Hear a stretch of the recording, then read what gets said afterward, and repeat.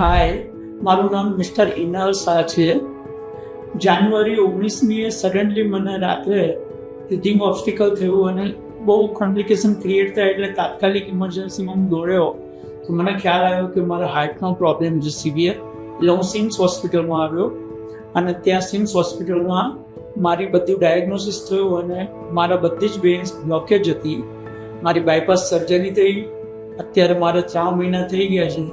ફૂલ અત્યારે ફંક્શનિંગ છું, બધી જ રીતે સરસ છે. અહીંયાની ટીમ, અહીંયાનો સ્ટાફ અને પર્ટિક્યુલર ડૉક્ટર ધ્રુવલ નાયક, જેમણે મારું ટોટલ કેસ એમના હાથમાં હતો અને એમણે જે કર્યું એ ખરેખર પ્રશંસનીય કામગીરી હતી.